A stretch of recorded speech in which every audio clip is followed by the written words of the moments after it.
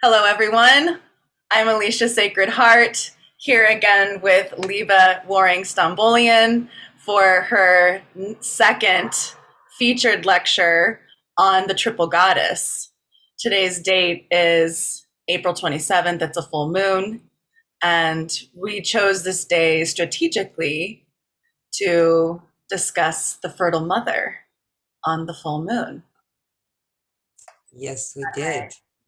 Thank you so much, Alicia. Always so happy to do this with you, my sister. So, yeah, I'm going to, for those of you who didn't see the other presentation or any of the other ones, I'd like to give a quick synopsis of what the Sefer Yetzirah is. And I'll be quick, but for those of you who have already heard it, know that even within the Sefer Yetzirah, the same lines are repeated over and over again. And you see this in Sumerian mythology. They'll say, and even all the way down into Akkadian mythology and Babylonian, they repeat and repeat. And after a while, you're like, oh, wait, this is what they're saying. Yeah. So anyway, so the Sefer, which means book, Yetzirah, which means creation or formation, the book of creation, is a very small text that's attributed to Abraham. And it's a creation myth and a story about our formation and how we operate in this dream. And it's, if any of you are not aware, Abraham is the patriarch of Judaism, Christianity, and Islam. And as you probably all know, the Genesis story in their common book, the Torah, the Old Testament, the Bible, puts the center of the fall on the sacred feminine, on her sacred snake, on her sacred tree, and on her sacred manifestation as Eve. Whereas the other Abrahamic story says that it's a triple goddess which manifests from the one, and they bring out their pair. They birth the three first fathers, and we have three pairs which started Genesis, and that's what we talked about in last presentation. These are the primordial goddess, the virgin goddess that doesn't need any impregnation. She just manifests. So what we're going to talk about tonight is a double letter, because the three go on to manifest as 7, the 7 goes on to manifest as 12. And when I'm talking about 3, 7, 12, I'm specifically in the Sefer Yetzirah talking about letters. The Sefer Yetzirah in chapter 1 says that everything in this experience is based on letters, numbers, and their communication. That's it. And so what is letters? Letters is what we need to think and to form ideas and to express and to communicate, right? Letters is our consciousness. And as if I am the one, and I'm omnipresent, omniscient in all places at all time, then I'm already time and space. And I don't need to have experience because I'm already having every possible potential experience. So the one manifests into this dream of consciousness going through time, through numbers, through chronology, through this idea of time, which works with space, because of course space relies on time. You need to go from here to there, you need time, unless you're omniscient, which we all are, because we're all just fragments of the dream, according to the system. It's the great mystery. I'm not going to argue about any of this to anybody. So, anyway, so let's hop into this slideshow and get started. So I'm going to share my screen. This over here, I learned that from last recording, have my notes in front of my face rather than in, whoops, I have the wrong one. I have to do this first. Sorry, I thought I was becoming a pro, but I'm not as pro as I thought. All right. All right, so tonight we are going to talk about Venus. Venus is the archetypal, most ancient goddess, fertile goddess of the Near East. And this particular image we're looking at was done in the 16th century of Common Era. So this is a much more recent image than the images we're going to look at. But what it does is you can see right here, we start in 1580, and it's the path that Venus takes as seen from the Earth, the celestial path. And it goes and does this gorgeous flower and ends in 1596, which you can see here. So this is this celestial goddess Venus that we will be looking at. And we are going to be starting in the age of Taurus. And after some of these discussions, after some of these presentations, I've done a little bit of talking about astronomy, the precession of the equinoxes, but it was kind of off the cuff without any diagrams. So I kind of think it's important that to really understand what we're looking at, that we need to know some basic astronomy before we go further. We need to know what it means to be in the age of Taurus. And because the Sefer Yetzirah attributes, after we get out of the three mother and father pairs, who are representing the elements in space, we get the manifestation of the 7 stars or 7 planets, which are Mars, Venus, Saturn, not in order, Jupiter, the sun and the moon. And I think I got them all. Did I forget Venus? No, I said it right away.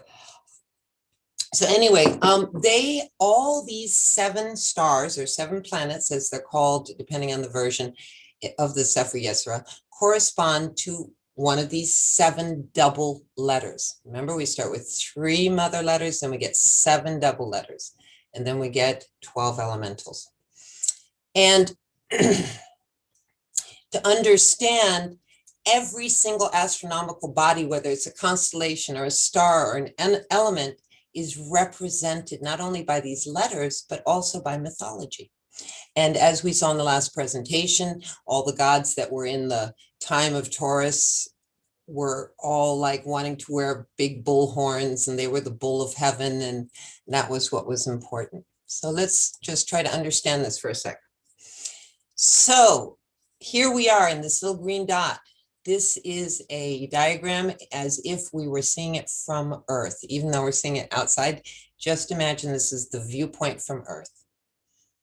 When we say we are in the age of Taurus, we say this because if we look towards the vernal equinox, we see the constellation of Taurus rising on the horizon at night. We see it rise in the east and set in the west. So what does that mean? If we're from Earth, we have on Earth a North Pole, a South Pole, and right in the middle, we have our equator. In order to reference the celestial bodies and their movements, we have to have reference points. So what astronomers have done is we have a projection of our North Pole and our South Pole. We have a projection that goes up to the north and down to the south. And we take our earthly equator and we project it out into time and space, and we get what is called the celestial equator. The celestial equator is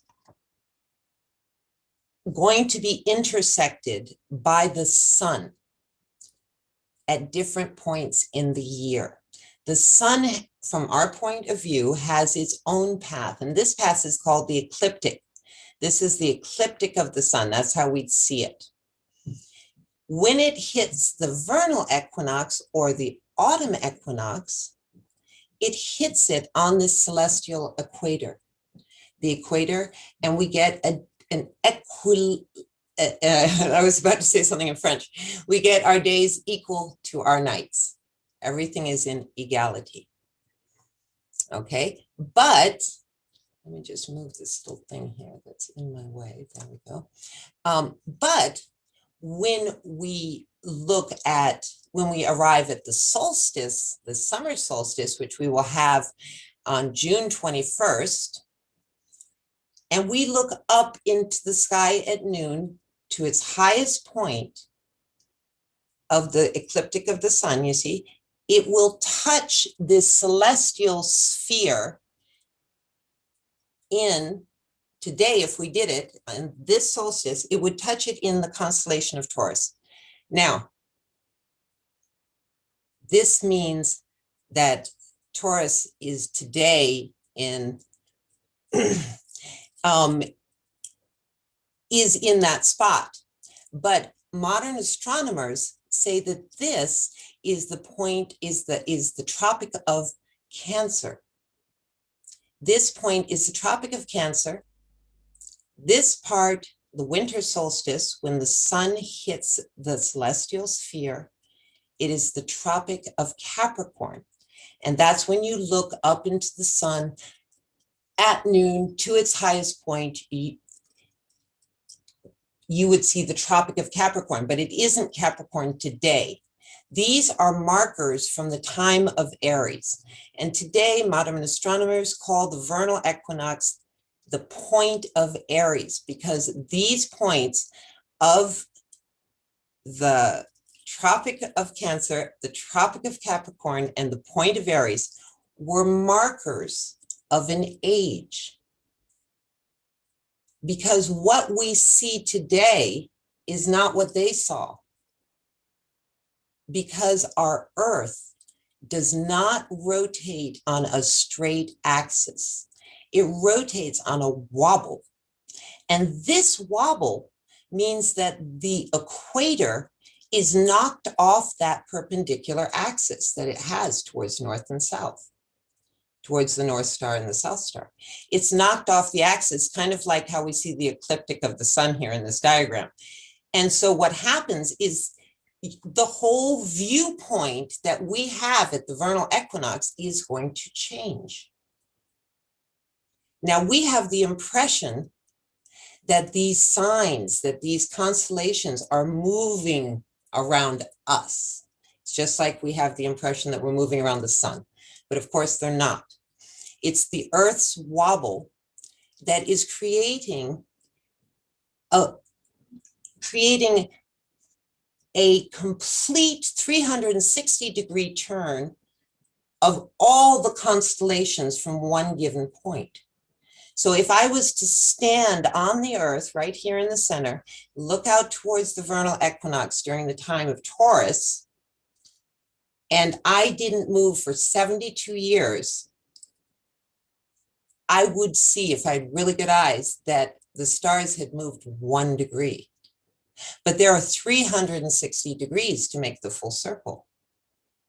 So we have to multiply 72 by 360. And that gives us 25,920 years. And that's called a precessional year. In those 25,920 years, if you stood in that one point, you would see all 12 constellations, and you would end up with the constellation you started with, because it would be a full circle. Okay, so what happened was, in ancient times, we didn't, the way that they would mark the precessional year, as I said, was with these four, well, they would use 4 counters. So if we look at Aries, because that's what we use today, the point of Aries, to mark the vernal equinox, it would mean, as we have seen, that the autumn equinox is directly directly en face, is directly in front of it. So we know that at that time of Aries, when Aries was rising in the east on the vernal equinox, that same time when we would get to the autumn equinox, it would be Libra that we were looking at. And if we go 45 degrees from this line, we get Cancer, which is our Tropic of Cancer, which marks the summer solstice, and we get the Tropic of Cancer, and we get the winter solstice marker, which is the Tropic of Capricorn. So you see it makes a cross. These are the 4 cardinal directions that were historically noted by the Sumerians, the Egyptians, the Elamites, the Babylonians, the Assyrians. These are strong markers, okay, these 4 things. And so if we want, we can see what was happening in the age of Taurus with this very simple diagram. If we look at Taurus here and we say we're in the age of Taurus, which means Taurus is what's being seen in the vernal equinox, then it means the autumn equinox would have been in Scorpio. Okay, and if we go down and we make the 45 degrees, it would mean our summer solstice was Leo and our winter solstice was Aquarius. Now, these 4 markers are big, and you probably heard an adaptation of them in Ezekiel's vision and also with the evangelists, because what you're dealing with here is the bull, the lion, the man, and then they have the eagle. But the eagle was originally Scorpius. And these are markers we have seen in even really old Egyptian steles. And there are scholars that believe that some of them are marking the vernal equinox of Leo.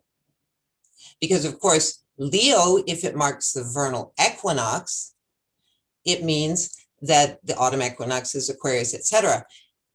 And what's interesting is that when Leo was marking the vernal equinox, it was around 11,000 BCE.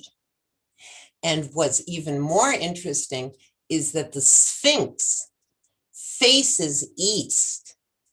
And in the last 25, 35, I don't know, somewhere in there, 40 years, geologists have established generally, I mean, this is not just some fringe idea, that the erosion on the Sphinx is made from water damage. It is not made from sand and wind. It was made from a time when that area was fertile, which was around 11,000 BCE, right around that time. And Graham Hancock, who's a writer, actually talks about it a lot in one of his books, and it's really interesting. He talks to the other pointers, I don't have all the information. I read it a long time ago, but I definitely find it extremely fascinating. So let's hop on and get to the letter P. So the letter P, as I said, is a double letter. It's one of the 7. And I'm going to read you from the Sefer Yetzirah, the description of P. With P, the one formed Venus, Friday, the left nostril, seed, meaning fertility, and barrenness or desolation, depending on the translation and version.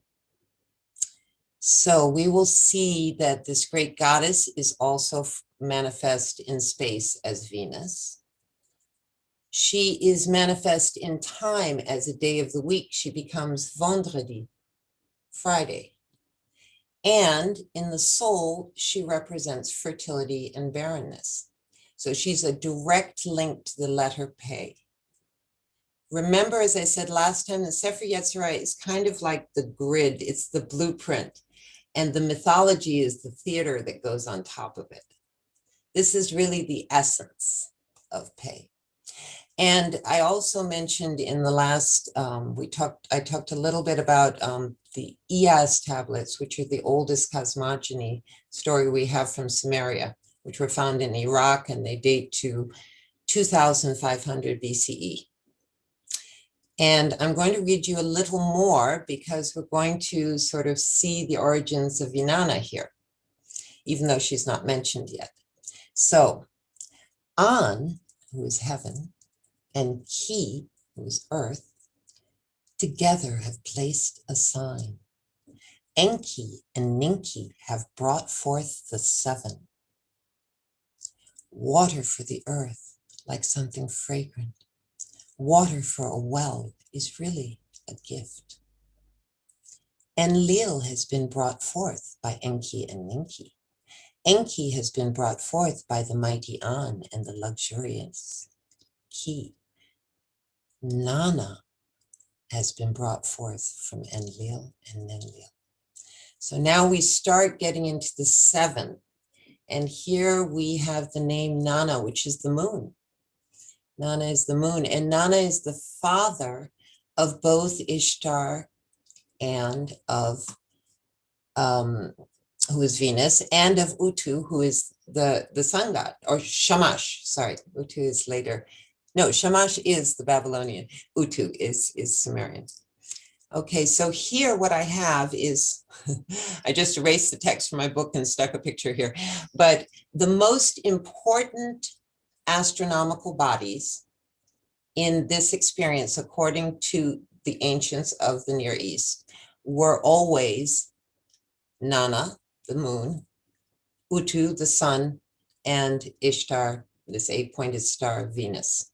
Okay, they were always at the top of the boundary stones, at anything that loads and loads of different tablets. This one is a boundary stone. You see the houses for the constellations, and some of these are constellations like Scorpius.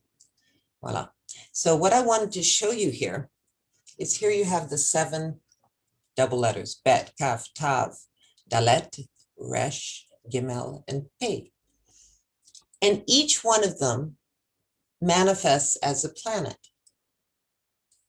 So if we look at Venus, we know that she is also Friday.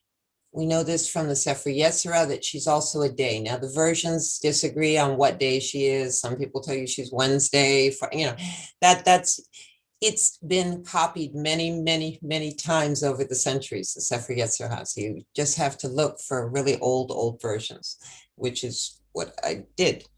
And so you see that Venus was originally attributed by the Babylonians as Ishtar, and we'll get to that, and by the Greeks as Aphrodite.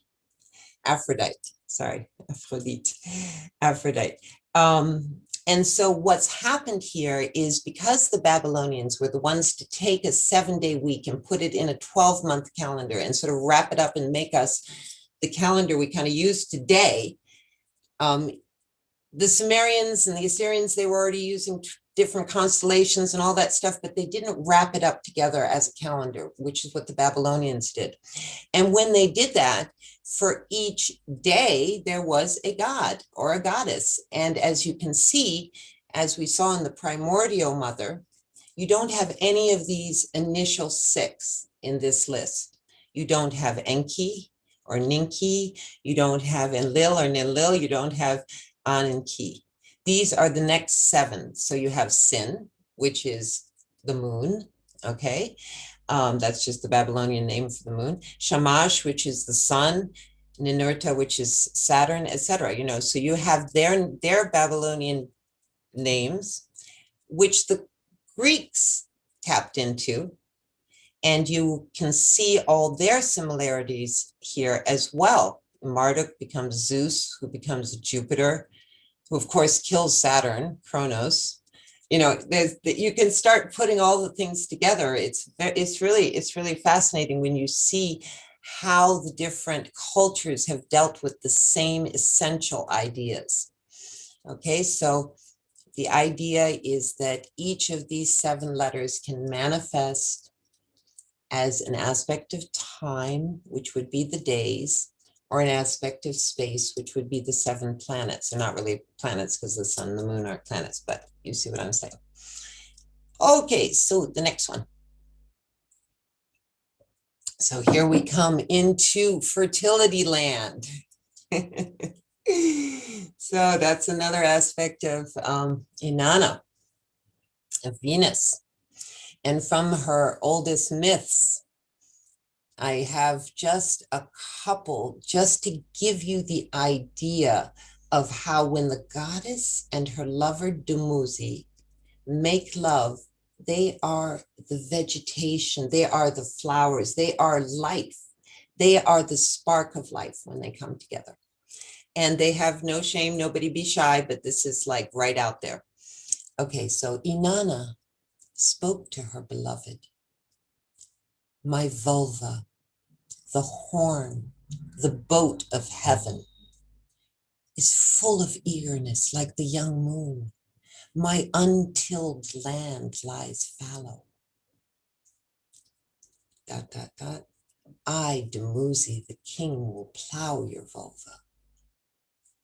Inanna sang, he has sprouted, he has burgeoned, he is lettuce planted by the water. He is the one my womb loves best. My well-stocked garden of the plain, my barley growing high in its furrow, my apple tree which bears fruit up to its crown. So Dumuzi saying, I'm just taking excerpts. This is actually a very long hymn. I'm taking excerpts. Dumuzi saying, oh lady, your breast is your field. Inanna, your breast is your field. Your broad field pours out plants. Your broad field pours out grain. Ninshibur spoke. As the farmer, let him make the fields fertile. As the shepherd, let him make the sheepfolds multiply. Under his reign, let there be vegetation. Under his reign, let there be rich grain. And the verses keep continuing to give homage to all that he will make fertile through her. So, I mean, it just goes on, and it's beautiful, and everybody should read it because it's great. And so it concludes with, oh, my queen of heaven and earth, queen of all the universe, may he enjoy long days in the wetness of your loins. There you go. So there was a direct, this is what's called the Hieros Gammas. This is the lovemaking, and the priestesses of Inanna, they were called prostitutes. They weren't even, now new translations don't even call them prostitutes. I mean, but they were called prostitutes for so long. But these priestesses would embody the goddess with a god, and the queens would actually, the queens would take on a king. Fraser suggests, the scholar Fraser suggests that they were killed at the end of the year. That was for a long time sort of considered what happened, but there's been new scholarly investigation that says no, and I don't know exactly enough about it to say exactly what happened, but you'll see later Gilgamesh gets really annoyed by it. Anyway, so now it's not all love and sweetness with this goddess. Remember, a double letter has two sides. A double letter has two sides. So Dumuzi, who we see in this little Sumerian cylinder seal, unfortunately gets really the bad end of the stick here. So let me tell you what happens. And we have this story of the descent of Inanna, which comes from around 1900 to 1600 BCE. And despite being the queen of heaven, the queen of everything, and so celebrated, she should be so happy, but she wants more. She's greedy. And she decides to go down into the underworld, which is the domain of her sister, Ereshkigal. And Ereshkigal is not stupid. She's kind of figured it out. And as you saw in the last presentation, to come and give libations to the goddess, we need to go in naked with no secrets, naked, transparent. And so Ereshkigal knows that Inanna has to come through the 7 doors to get into her kingdom or her queendom. And therefore she tells her helpers that they have to make her give up one part of her clothing at each door so that she comes into her domain naked. And this is what happens. And at each door, she's like, what? I have to give up my crown? What? And when she finally gets in there naked, and it's so obvious that she just wants to steal the crown of her sister, she actually sits on her throne. That not only Ereshkigal is angry, but all the Anunnaki gods who were down there with her are furious, and she's put on trial. and she is considered guilty for pride and for greed. She's killed and she's hung on a hook. Luckily, she'd already worked it out with her best friend, scribe. I cannot remember her name and I don't have it in the notes. And she's already worked it out that if she didn't come back after a certain time, this person is supposed to go to the gods and say, help, get me out of here. So this is what happens. And she goes to Enlil, but he's like, hey, you broke the rules. You were they judged you. That's what's happening now. And she went to her father, Inanna. He's like, sorry, that's what's happened now.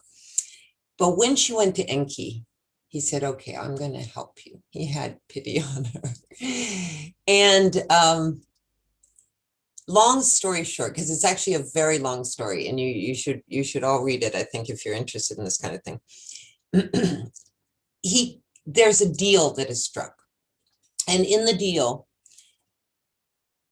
Inanna can go back up if she gets a replacement. So she says, okay, I'm going to go get that replacement. I will go up and get this replacement. And they send her sister Ereshkigal sends these demons to go with her. And when they get to up into the upper world, the demons see Inanna's son and say, oh, look, we'll take him. And Inanna goes, no, not my son. Oh my God, don't take him. I love him so much. They come by another son. No, not that one either. I love him too. You can't take him. They come to her faithful scribe friend.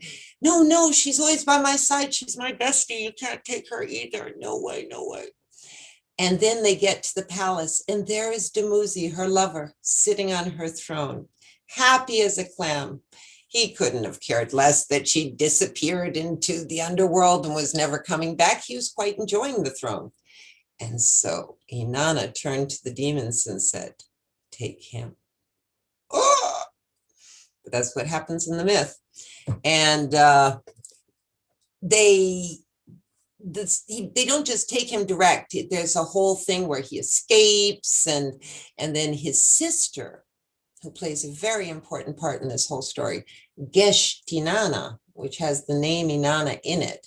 His sister, Geshtinana, has this dream that's prophetic, that these terrible demons are going to take him. They're going to torture him before they take him. And that's what's happening in this image here. They're torturing poor little Dumuzi here. And it's terrible. And they take him down to the underworld. But then Inanna has remorse, and she's like, oh, why did I do that? My sweet Dumuzi, I loved him so much. I shouldn't have been so mad at him. Oh, and she starts getting all sort of remorse. And plus, Geshtinana is like, what did you do? Oh my God, my poor brother, what did you do? And so they decide that they are going to go get him back.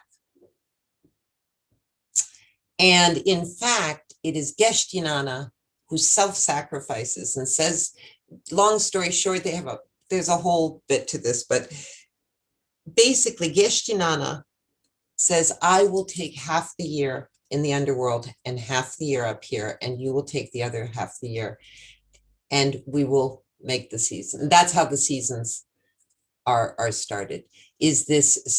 So it's not actually Inanna who is part of the seasons, but he has to come back, Dumuzi has to come back to make love to her, to make the seasons. But he comes back at a certain time because of what this sister did by taking half the year.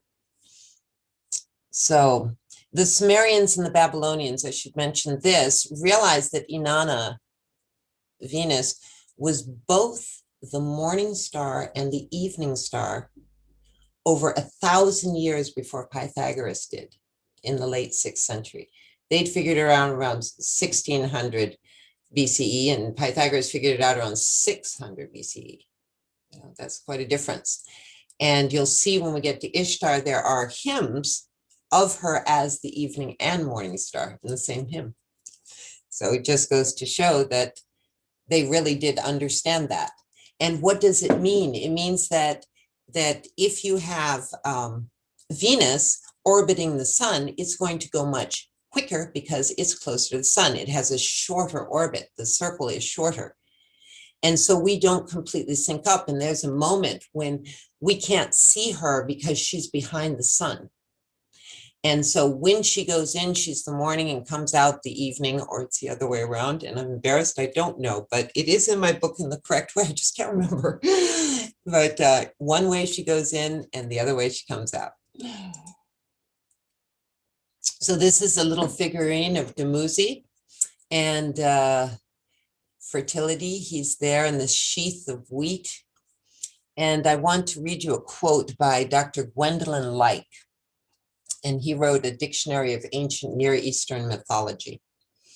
So he writes of Dumuzi, his fate in this context is identified with the annual death and resurrection of vegetation outside the irrigated land.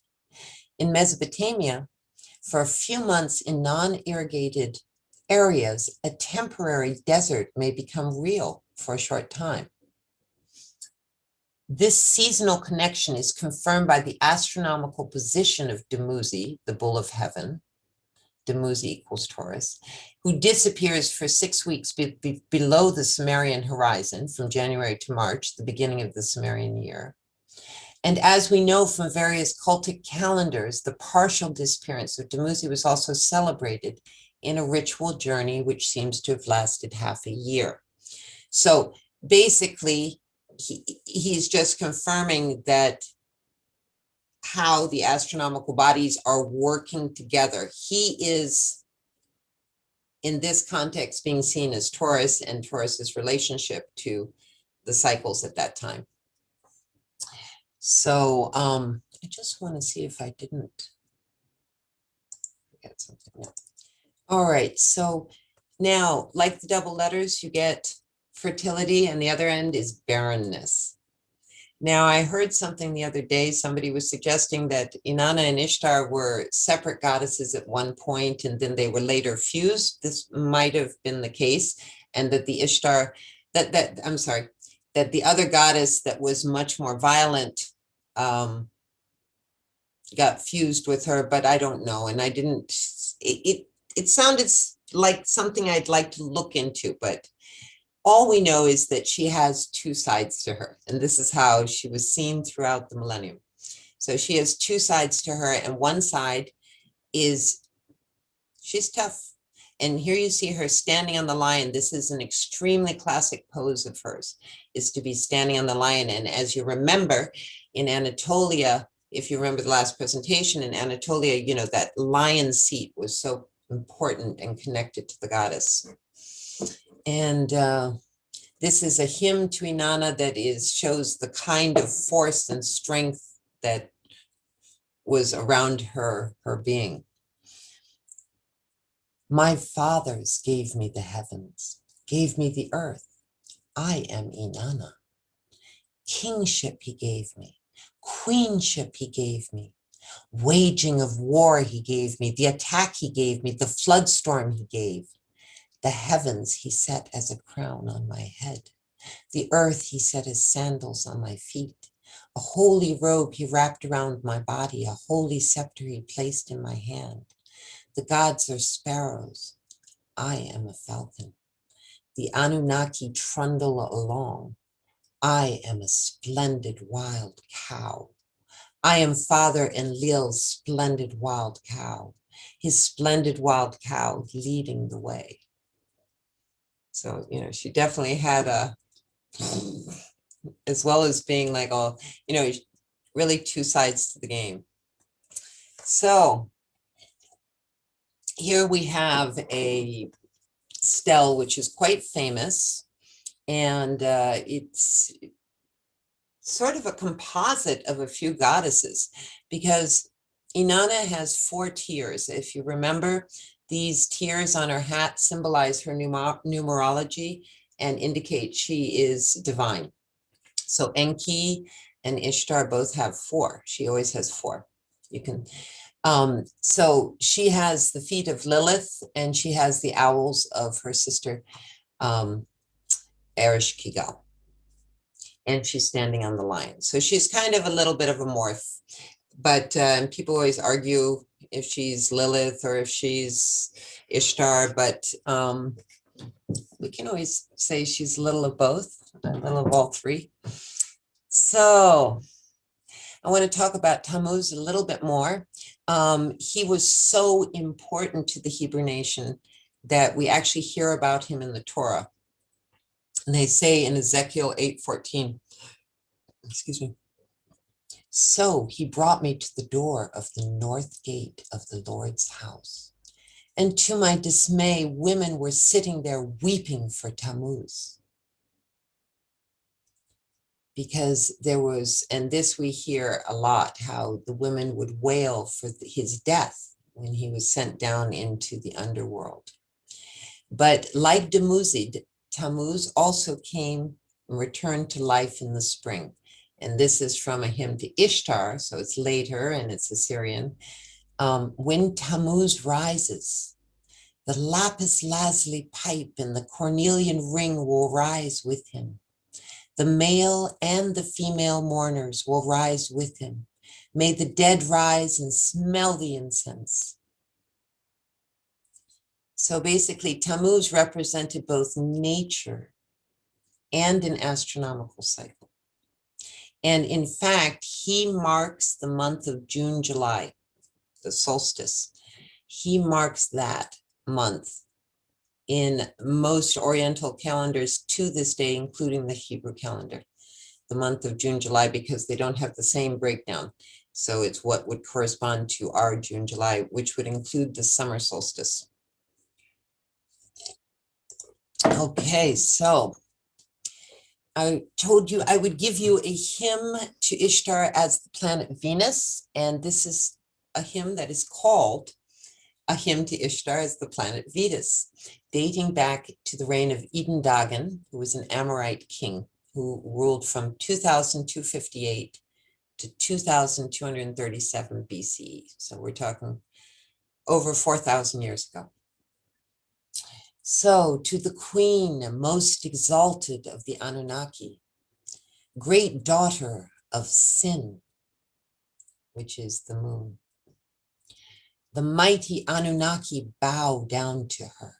They recite prayers and intercessions unto her.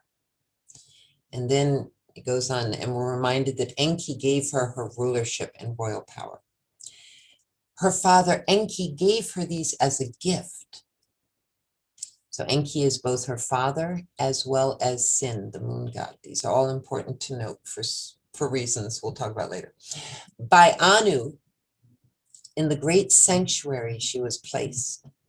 By Enlil, she decrees fates for her land. In heaven she stands, the furious wild cow of heaven. Queen of heaven, garment of the sky. Inanna, who is far famed, unto the boundaries of heaven she is far famed. Living creatures and mankind bow down to you.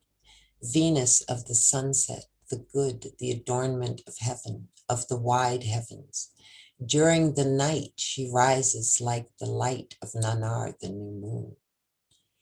And then you have to go into a whole nother column, and where she is told that she rise truly at the it resumes with that she rise truly at the daybreak. I wanted to put that together because it's actually an extremely long hymn, and I want to get on to other manifestations of her throughout time and culture. So I've given you, this sort of feeling of how extremely important she was. She was kind of like at the head of the pantheon. And under Anu and Lil and Enki, but in terms of the seven, she was very, very powerful. And that she rose like the light of the new moon, and that she rises truly at the daybreak. So she became so strong that she became at some point she becomes the daughter of Anu, because the story changes over time. It gets really confusing, each culture that takes the story adds their little thing to it, and they change it according to their likes and dislikes. So, or according to their likes. So she was seen as both the daughter of An and also the consort of Anu. And you can see that in this particular 17th century BCE hymn. This goddess, right counsel is hers. She grasps in her hand the destinies of all that exist. At her regard, well-being is born. Vigor, dignity, good fortune, divine protection. She it is who stands foremost amongst the gods. Her word is the weightiest. It prevails over theirs. Ishtar stands foremost amongst the gods. Her word is the weightiest. It prevails over theirs. She is asked of Anu, her spouse. And then it goes on. And even there is one incantation to Ishtar, which was translated by Ferris J. Stevens, where it goes, "Oh, Ishtar, you are Anu. You rule the heaven." So you can see this idea of, morphing, usurping attributes is a big thing when you're studying these stories. That's why I always like to see where it all started and then go into our time period, go that way. There's always roots to these things. So this is Gilgamesh, and he's killing the bull of heaven. And he tried to seduce Ishtar. And I'm sorry, Ishtar tried to seduce him, but Gilgamesh would not have it. And he said, "And if you and I should be lovers, should not I be served in the same fashion as all these others whom you loved once?" Because she was known to kill the king at the end of the year. He was like, "No way, man. If I'm going to be the king, I want to be the king forever. This time period is done." Because the symbology is really the end of Taurus. We're coming into Aries. And there's some really amazing scholarly work done where you can correlate the Gilgamesh stories with astronomical situations where, where you see this procession of the equinox, you see the story unfolding, and it is being recorded through mythology. And here the bull is going down. And the reason, and the way it goes down in the myth is that Ishtar is not happy that she has been rejected, and she goes to her father Anu and she says, "That's it. You're going to get me the bull of heaven, and you're going to kill Gilgamesh. Gilgamesh, you're going to kill Gilgamesh with it." There's some seriously violent stuff happening there. No wonder we are the way we are. And he does that. Anu lets the bull of heaven out, and he tries to kill Gilgamesh, but Gilgamesh is stronger, and it's Gilgamesh who kills the bull of heaven. So this processional cycle has the shift from Taurus to Aries has been spoken about. And I've got a quote here that's interesting. As the farmer, we're talking about the Dumuzi or Tammuz, as the farmer, he helps to make the fields fertile. As the shepherd, he helps to make the sheepfolds multiply. Under his reign, there is vegetation. Under his reign, there is rich grain. So this quote from the courtship of Inanna and Dumuzi is an indicator of moving from an agrarian society into this time of the shepherd, of the Aries, ram, the shepherd. So Roger, in his book Mesopotamian Tradition, says the shift in identification from the constellation as the agrarian worker to the ram likely occurred in later Babylonian tradition because of its growing association with Dumuzi, the shepherd. By the time the Mul Apin, which is the big star catalog, was created by 1000 BCE, modern Aries was identified with both Dumuzi's ram and a hired labor. Because the hired labor being, they had to take a bit of what was before and sort of make everybody happy that he could be the farmer as well. And there we go. So this is just a little press seal with Inanna or Ishtar. And you can see she has the 4 tears on her hat. Sorry, she has the 4 tears on her hat. She has her wings, but she's not on her lion. But it was almost definitely Ishtar. And here we see that she's holding what later became known as the caduceus, which was Hermes' staff, according to the Greeks, or Hermes was Mercury, according to the Romans. And this caduceus was something that was first seen in Mesopotamian cylinder seals. And you have to realize that the Hebrew word for snake is nahas, which literally means to practice divination. When you use it in a verb form, it means to practice divination. So it's connecting. And I don't know if any of you have had voyages with plant medicine, but it's definitely something that the snake is a totem that does connect us with deep wisdom. It's the intertwined snakes are so old. I grew up in Asia. I saw them all over Bali. It's something that's seen around the world. These two come from 9,000 BCE. That's 11,000 years ago, these intertwined snakes. 5,000 BCE, these are from what is now Iran. And this is from Mesopotamia. And you see, this is from King Gudea. You see the actual caduceus here. And this caduceus is exactly like the mother letters. You have the polarity of Mem and Shin, evil and good, and they are around a staff that is balanced. It is just straight. It's Aleph. Those are the 3 mother letters. And so these goddesses are seen also holding this staff way before Mercury was holding it. So now we're going to talk a little bit about her other names. She's recorded in Akkadian as Astarte. In Ugaritic, she's called Astarte or Attart. In Phoenician, Ashtart or Astarte. In Hebrew, Ashtoreth or Astartes in the plural. Now, I really like looking at the etymology of words, and I found that there was this sort of obscure dictionary. Maybe for everybody else, you all know it and have it bookmarked, but it was obscure for me. I never heard about it until I started looking for etymology. It's called the Farlex Free Dictionary. And it goes and gives you all the way back to ancient Semitic roots. It's fantastic.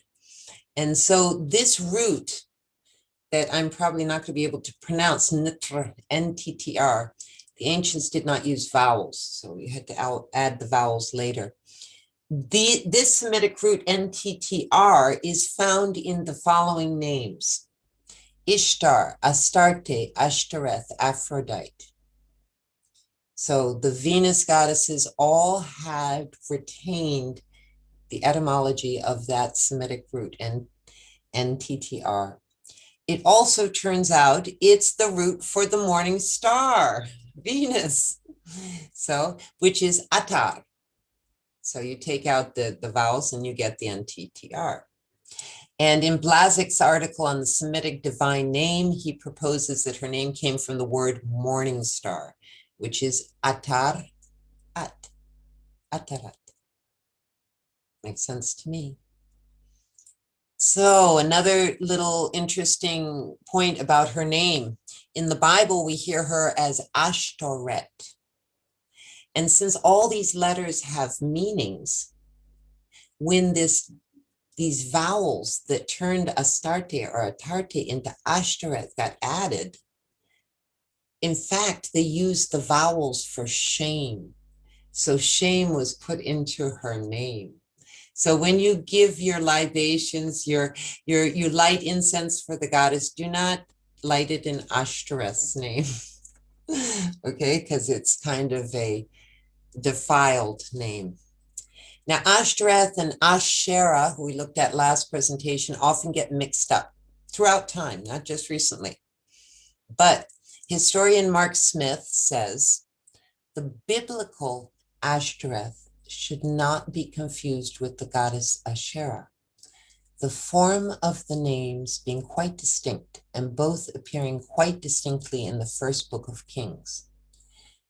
And this is also something we can see them uniquely in the Ugaritic myths, which I talked about last time, and we'll see again with grandmother. They come up a lot.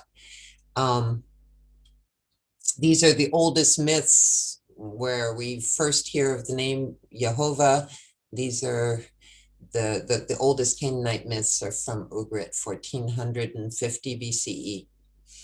And in those myths, she is Athirat, the supernal mother, and we looked at that at the last presentation, and consort to El.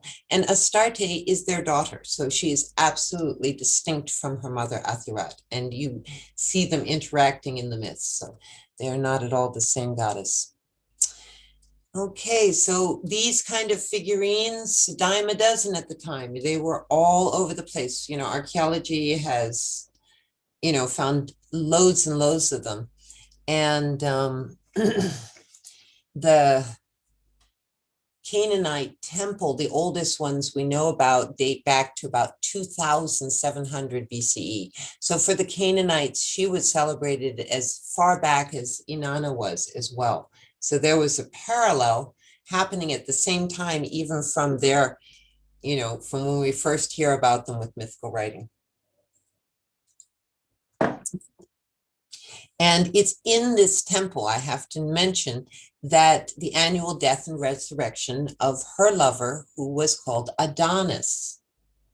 You probably heard of Adonis and Aphrodite later in Greek stories, but she's way older. This Adonis goes back, like I said, to 2700 BCE. And here I have a little Astarte figurine. I love that she's holding a little frame drum. So we can even go back before our Common Era and find that the goddess was associated with these little frame drums. For anybody who makes music and prayer and ceremony, that's a wonderful thing to have. So Adon, the word Adon is just like the word El or E. It's a title, or Baal. All of these were titles for a god. But all the strongest ones end up taking those titles and saying, it's me, because there is only me, you know, me. And even though, and Adonis himself does this, of course, because we know him all the way in as the dying and resurrecting God. We know him all the way into the Common Era as the dying and resurrecting God. And we can even hear in the prayers to him the name Damuzi. We can hear that he is called Danu, which sounds very close to Dumuzi. And here's a quote from this cult. Astarte at his vanishing away, she lifts up a lament. Oh, my child, at his vanishing away, she lifts up a lament.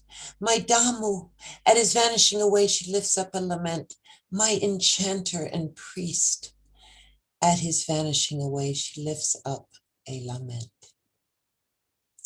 And when people would, at this time, when they would reenact the whole death and rebirth of Adonis, the women would plant these fast-growing plants that would die within 7 days. And then they would take the remains of the plants and put them into the ocean, which is a beautiful ceremony.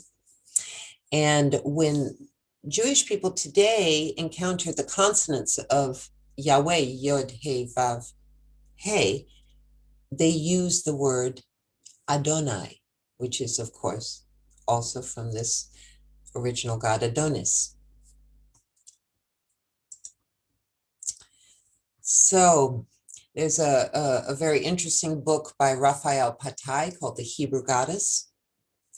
And she says that the name Astarte meant literally means, the original meaning was literally womb, or that which issues from the womb. And according to the New World Encyclopedia, she's also called she of the womb.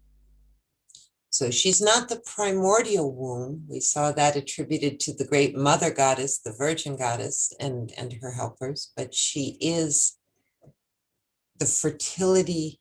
And, it's through her womb that the two of them, these two lovers, can make this gorgeous nature that we can experience on this planet Earth, which is obviously the Eden that we're looking for.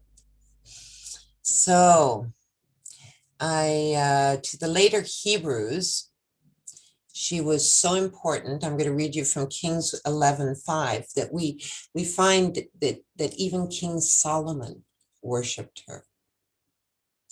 Solomon worshipped Ashtoreth, the goddess of the Sidonians, and Malech, the detestable god of the Ammonites.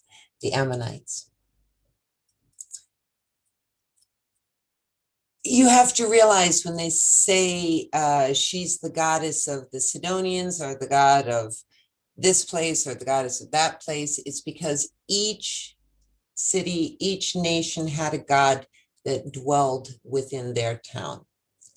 And you could have quite a few places that did that. And that's why you can have, even we see this in Christianity, the Virgin of Guadalupe, the Virgin of this, the Virgin of that. It just means that these towns considered her their patron deity. Okay. And there were a lot of Ashtoreths that were seen all over the place.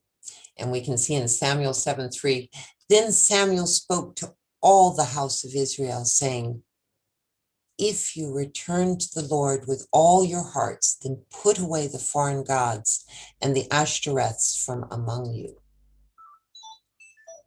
So interestingly enough, excuse me, just going to put that close. Interestingly enough, we saw in the last presentation that these gods and goddesses were very much a part of the Hebrew nation, and that the people were sad that things were going wrong, and they thought, well, maybe this is punishment for having let the queen of the night, the queen of the heavens, out of our hearts and out of our reverence. They started to wonder. They said, she was celebrated in the streets of Judah and the streets of Jerusalem. She was celebrated by our kings. These are goddesses that are very much a part of the Hebrew history and ancestry, according to the Torah itself. I'm not making this stuff up. And we even hear something that sounds like a hymn to her in the Song of Solomon. Who is she that looketh forth as the morning, fair as the moon, clear as the sun, and terrible as an army with banners? So Astarte and her sister Anat, who you will meet next presentation, and their mother, in this case, Katesh, who was Athirat, they were all put together as one goddess, as a triple goddess. They were morphed together by the Egyptians. And there is a story where Asherah and where they are given to Set. Horus and Set are having their battle. And you can see that this is definitely full frontal, right? Standing on the lion, holding the poppies and the sheaths of wheat. This is classic Astarte right there. And we'll look at that a little more when we get to Anat, because there's less manifestations of the goddess of death. It's much more fun to talk about the goddess of love. Apparently, humanity has made many different expressions of her, but for Anat and Manat, who we will see with the grandmother, there are less. So this incredible piece is of Isis. Here we're really coming into Egypt, and this is actually quite a late. We're getting towards the Common Era, and it's It's got a lot of sort of Greek influence in it, but it's an extremely beautiful, powerful piece. I love it. And we have to remember Isis is our parallel here. She's not an exact parallel, but she's a strong parallel. And we'll see how Isis and Osiris mimic the couple as well. Please just get some water. Oh. So she's not primordial either, just the same way Inanna is not from the three pairs. Neither is Isis. She's born of the Queen of Heaven. She becomes the Queen of Heaven, but originally she's born of the Queen of Heaven, Nut, not to be confused with Nate, and Nut's consort Geb, who is the god of earth.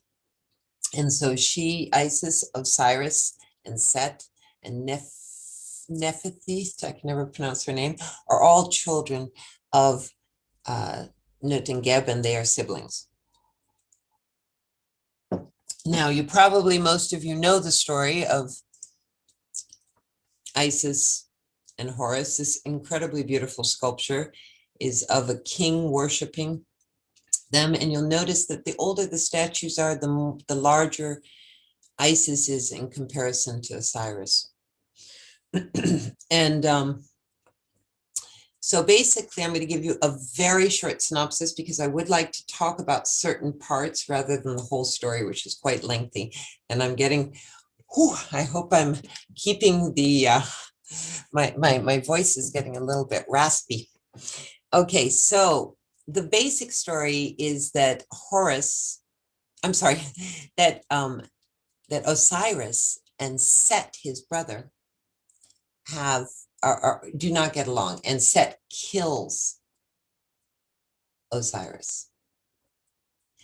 And it's interesting because in Plutarch's account, which is very famous, in his account of this myth, when Set goes out to kill him, he wants to trick him, and he creates a coffin that only Osiris can fit into, and it's made exactly for him. And he tricks him, and he's spoken of as Typhon when Plutarch talks about him, but it's Set. And he makes this coffin, and he has 72 accomplices. And you will see that their mythology is very much astro-mythology. It's very much about the precession and different things that are happening in our skies. And so that 72 is a little key element because it's a processional number. So anyway, he got killed, and it's his wife Isis, or his wife and sister Isis, who is able to not only find him but reconstruct him just enough time to make Horus their child. Okay, so that was the first way that he died, but he does come together, and he does come to life again according to the pyramid text, and according to the pyramid text, he has to die again. So I want to just focus in on that for a second because we will see the whole nature of the fertility through the pyramid text. Okay, so Horus and his mother and Isis and his aunt Nephthys and the grandmother Nut, they all go out to find Osiris the second time he's killed. And they all have a part in putting him back together. And it is Horus who proclaims the victory. And he says to Osiris, "You are restored. En, who is here, you received your head. Your bones have been collected for you.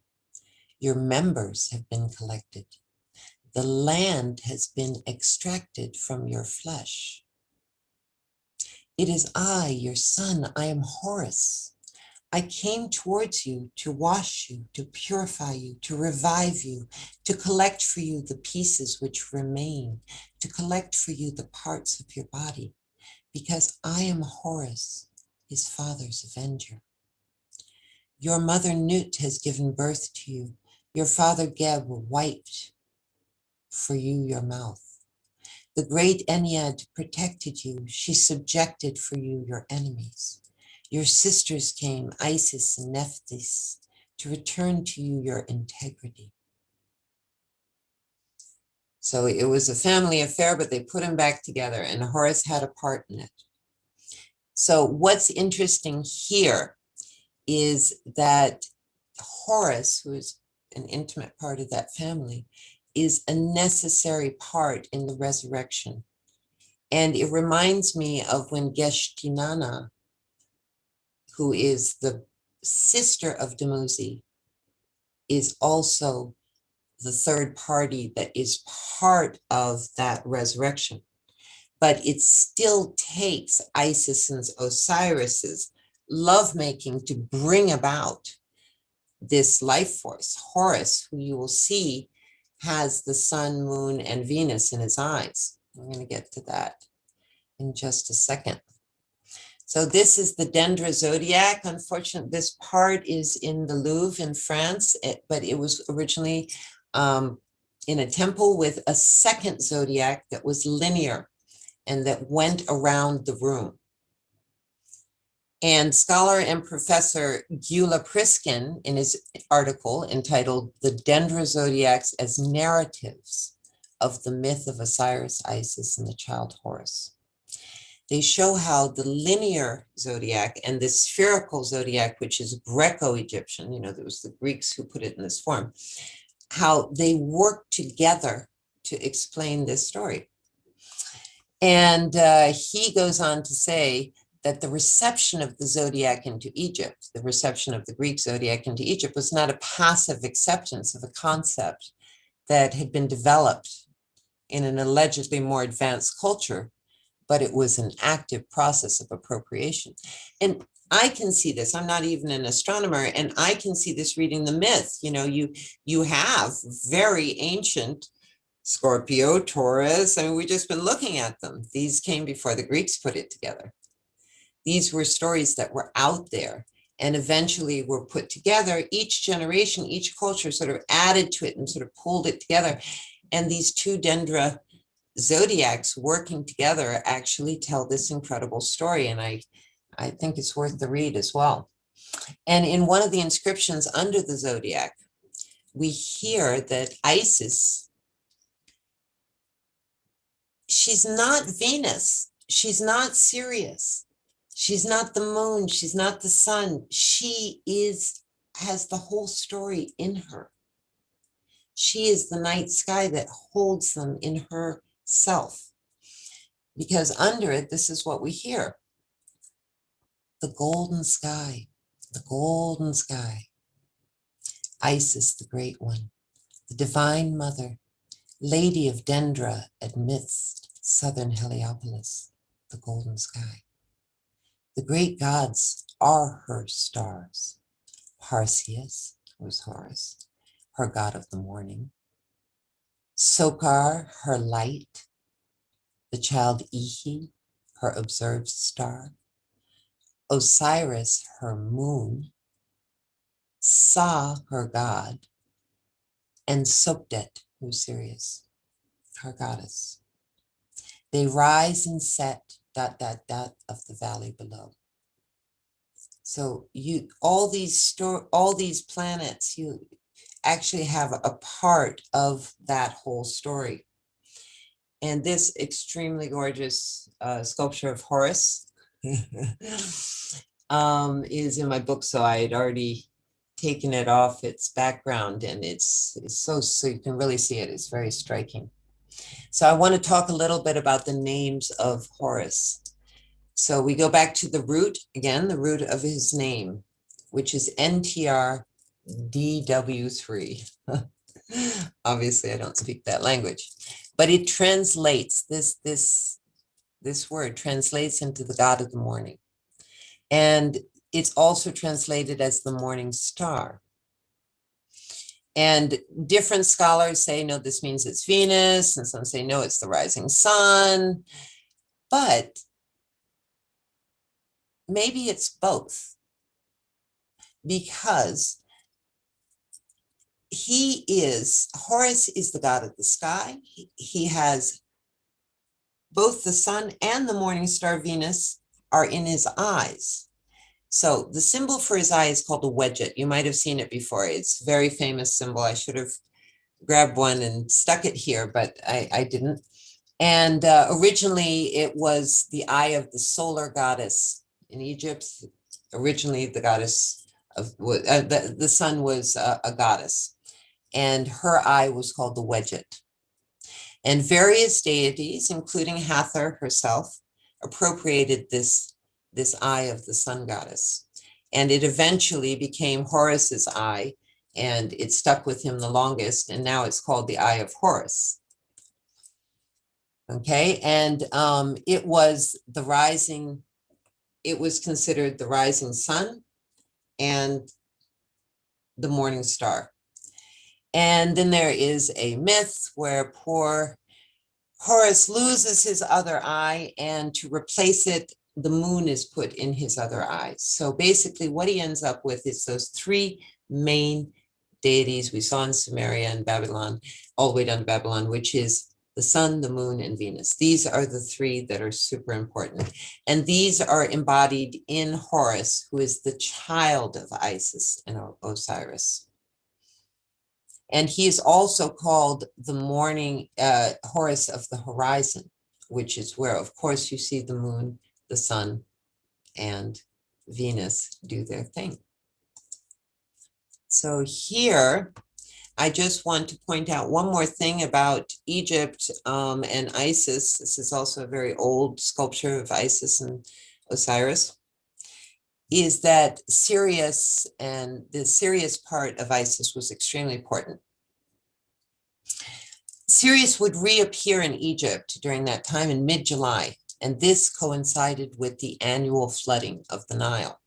And this was super important because when the Nile would flood, when it went back, when the water would go back into the river, it would leave like a dark silt, which was the perfect compost, the perfect fertilizer for the earth for their next year's crops. So it was the rebirth.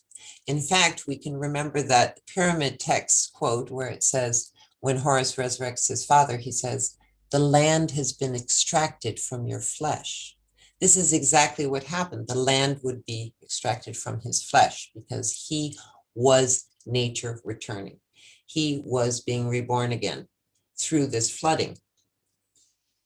And the Koyak texts and inscriptions in the Osirian chapels explain that the making of an earthen effigy of Osiris was seeded and left to sprout. And of course, we saw that with Adonis, how these effigies would be made and with these plants, and they would last for 7 days. And this is, I don't know if they died after 7 days in Egypt, but it's the same idea that the god embodies the fertile earth.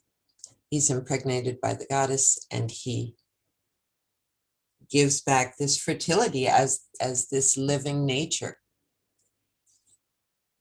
So Sir James Fraser, who wrote The Golden Bough, 20th century research writer, wrote, Osiris was the mythical personification of nature.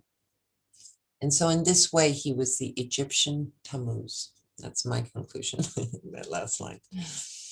So this is just to show you more of this sort of synchronistic artwork. Here you have, obviously, this is very probably Mesopotamian, you know, full frontally looking at you. It's not Egyptian. It's not done by the side. She's looking straight at us, but she's holding the two lotus flowers and standing on one. She's between the Trinity.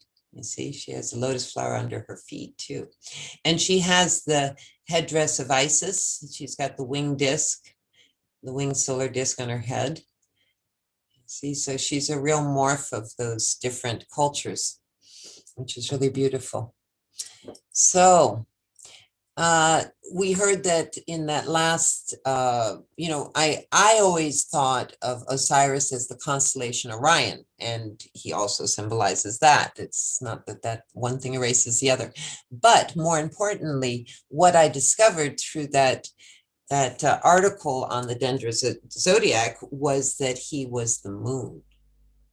Osiris was the moon. And Plutarch tells us, and I'm going to quote him here, the Egyptians relate that the death of Osiris occurred on the 17th of the month, when the full moon is most obviously waning. The number of 28 years is said by some to have been the extent of the life of Osiris, by others of his reign. For such is the number of the moon's illumination, because 28 days is the moon cycle. And halfway through, we get the new moon, and that's when he was dying. And that's what we will look at, the dying, the new moon cycle, and the grandmother, we'll look at that last. So Priskin, who wrote that article, pointed out that other astronomical landmarks in the myths, and I just listed these because it's a very complex, long article, and I just wanted you to know that the landmarks are the first new moon after the autumn equinox, the winter solstice, the first crescent after the vernal equinox, and the new moon before the dawn rising of Sirius. So it's not that he was just mentioned in this hymn that the moon was Osiris. The entire story has him manifesting at certain parts of the story. Wait, I'll rephrase that. The story that's told in the Dendra zodiac actually has the story relating to the moon cycles and their relationship to the moon at the equinox, the moon at the solstice. These were very important markers, as we saw with these 4 processional markers that the people of the region would use. So here we come to this amazingly beautiful sculpture. I don't know if anybody has already seen this. It's a wonderful piece. And this is Upis of Lydia. Lydia was in Anatolia, Turkey, modern day Turkey. And the kingdom of Lydia existed from about 1200 BC to 546 BC. So she obviously very important fertility goddess, and she's coming from a culture we saw in the last presentation that Anatolia and all those regions were very matriarchal.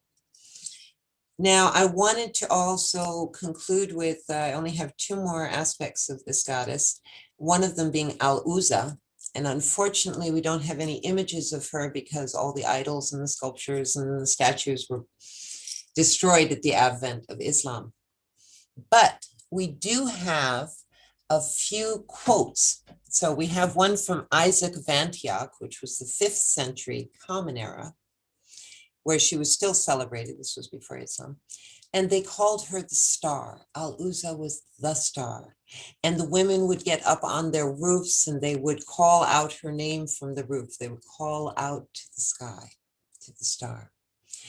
Now, I mentioned in the last presentation that she was, there were 3 goddesses that were revered by the local tribes, not just the local tribes, by the people of Arabia. There would be a Mecca. They would go to the Kaaba, which is the big stone that was still used for Mecca, but at that time it was the stone of the goddess and the grandmother goddess at that. But all 3 of these goddesses were worshipped there.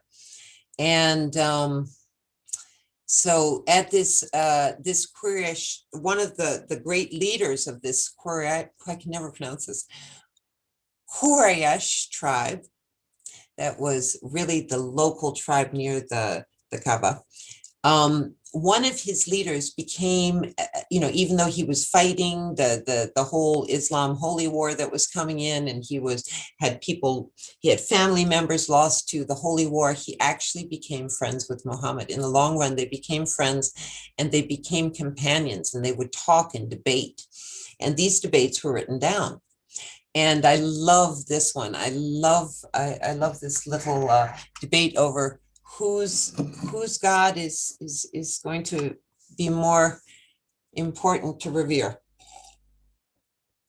So one thing to remember, the title Al, like Allah, is a title like En and Ki or A, all these titles. It's also just a title Al. So when Muhammad and Abu Sufyan were arguing about whose deity was more powerful, Muhammad told his companions to answer, say Allah is more elevated and more majestic. And Abu Sufyan replied, we have Al-Uzza, whereas you have no Uzza. I just thought that was wonderful. It was very playful and cool. So yes, they got rid of the goddess. So he was saying, okay, well, we have the god and the goddess. You got rid of your Uzza. Anyway, so Fraser again, the scholar Fraser, tells us the Greeks adopted Astarte under the name of Aphrodite during the 5th century BCE. And the Romans, of course, called her Venus. And both cultures recognized Adonis as her lover, who needed to die annually and be reborn in the spring. So here you just have a beautiful sculpture of her as Aphrodite. And this is a little mix Aphrodite Isis. That's what she's called, Isis Aphrodite, just because it's fun to see people mixing the goddesses all together. She's wonderful. And this is just, this was for giving offerings in the temple of Astarte, and I found it very beautiful. And I'm going to end this with a painting by John Singer Sargent, who did this amazing painting of Astarte. And you can see the Bull of Heaven up here. I wish I had a better picture of that, because in fact, oh wait, this is even not, this is just the outline now that I see it big. I just stuck this up. I was like, wait, there's that wonderful painting by Sargent. I got to put it in the, but right up above, this is actually the sketch. There's a beautiful painting of the Bull of Heaven. It's a beautiful painting. So this, I've finished all about the fertile goddess, but this is for people who had the discussion afterwards. And I think it's very interesting. I showed you some Syrian goddess figures from around 2,300 years, somewhere around there. And I said that they didn't have the hands holding up the breasts and the big pubis. Well, some of them did, because there's one. And one more thing, one of the things that I questioned, I said, oh, this might not be the goddess because she's only holding up one breast. And Alicia came out with a painting and said, I'm doing a painting of a goddess holding up just one breast. And sure enough, they exist. There we go. We have two breasts and one breast side by side. So the goddess is, in all cases, a mother. And even though there can be this terrible, at the base, there is compassion and love for all creation. At least that's the way I like to look at it. And that's the end of my slideshow. There we go. Woohoo! Can I get a woohoo? Excellent. Woohoo! Awesome.